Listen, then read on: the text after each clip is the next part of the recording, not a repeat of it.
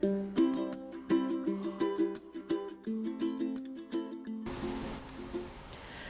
à toutes et à tous, aujourd'hui je commence une nouvelle chaîne pour les livres.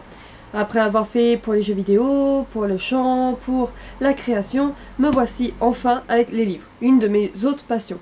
Comme vous pouvez le constater derrière moi, j'ai quelques dizaines de livres, peut-être même centaines. Alors regardez, je vous fais tourner encore un petit peu. Voilà, c'est ma bibliothèque. Donc, à partir d'aujourd'hui, et je vais essayer de faire ça toutes les semaines, je vais essayer de vous faire découvrir ou redécouvrir des livres qui soient récents, qui viennent juste de sortir, ou alors qu'ils datent d'il y a 1 an, 2 ans, ou même des dizaines d'années, parce que j'en ai certains qui datent d'il y a, je crois, 1950 ou 1960. Voilà, je souhaite vous faire partager ma passion, et ainsi pouvoir avec vous vivre de nouvelles aventures à travers de nouveaux livres. Pour aujourd'hui, même si c'est la présentation, je vais directement me lancer sur une nouvelle histoire qui est déjà en 3 tomes et qui est sortie il y a 4 ans si je ne me trompe pas. Elle a fait... Christelle Dabos a gagné le grand concours RTL je crois, et c'est ce qui l'a aidé à lancer son livre qui s'appelle Les fiancés de l'hiver. Ou plus précisément La passe miroir. Parce que La passe miroir c'est le nom de la série, Les fiancés de l'hiver du premier tome. Alors c'est l'histoire d'une demoiselle qui s'appelle Ophélie qui arrive à lire les objets. Par exemple, si elle va toucher un livre, elle pourra lire le livre, mais aussi tous ceux qui l'ont touché avant elle, les émotions de ceux qui l'ont touché avant, ainsi que jusqu'à la création du livre. Voilà.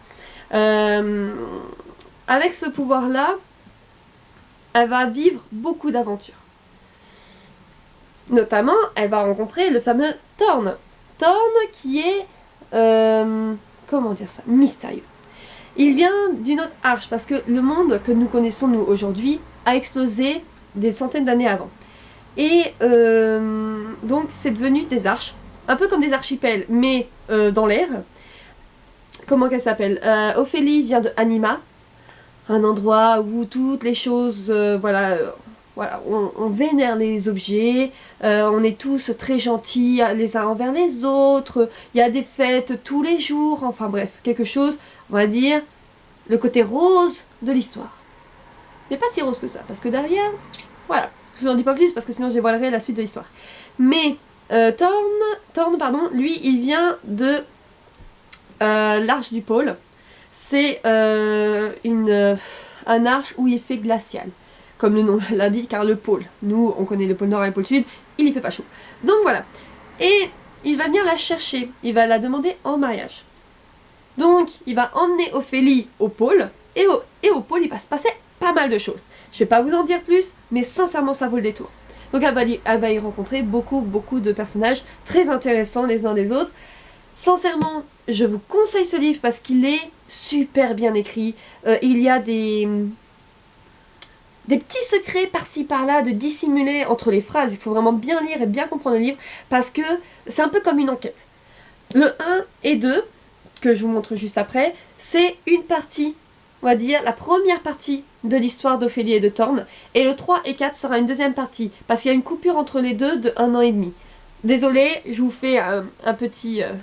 voilà, excusez-moi. Donc voilà, il faut vraiment bien suivre le livre. Au début, sincèrement, je vous le dis directement, vous allez vous ennuyer. Les 5-10 premières pages, vous allez vous dire, mais pourquoi est-ce que je lis ce livre?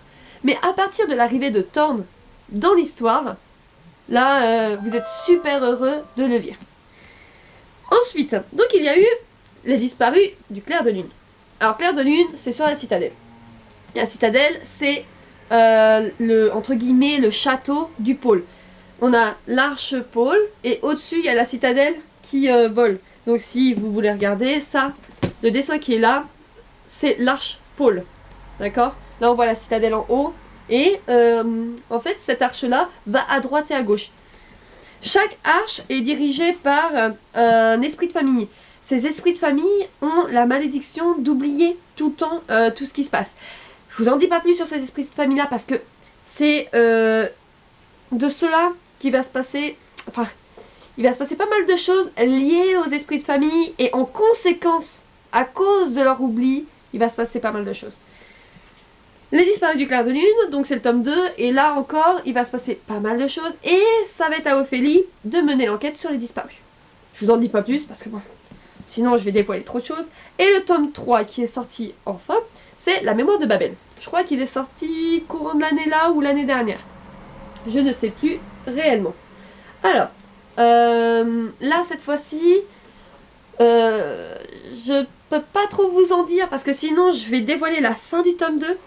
Mais, alors je l'ai trouvé un peu moins bien écrit, il y a moins de petits mystères cachés, de petits, comment on appelle ça, de petits indices, il y a moins d'indices. Je trouve qu'il a été moins bien écrit par rapport aux deux premiers qui là, si vous ne suiviez pas l'histoire, vous ne comprendriez pas du tout ce qui se passe. Alors que là, dans celui-là, on va dire que je suis arrivée à la moitié, j'ai commencé totalement à deviner la fin. Et quand je suis arrivée à la fin, bah ça m'a fait ni chaud ni froid parce que je savais exactement ce qui allait s'y passer. Donc voilà, c'est un peu dommage. Mais j'attends quand même le tome 4 qui va sortir dans 2 ans parce que Christelle a mis 2 ans à écrire un de ses livres, mais qui sont quand même de petits bijoux. Même si le 3, je le trouve vraiment un tout petit peu moins bien, il est quand même génialissime. Je vous le conseille aussi, je peux pas vous en dire dessus parce que sinon vous allez deviner tout de suite tout ce qui va se passer dans le 1 et le 2.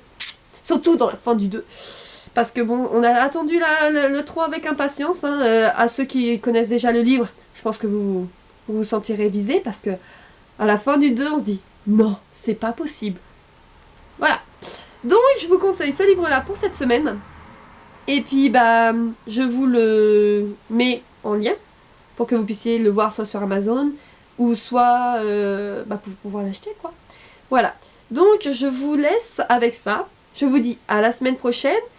Ou peut-être plus tôt, hein, je ne sais pas, pour de nouvelles aventures et surtout de nouveaux livres à découvrir ou redécouvrir avec moi. Ciao, ciao!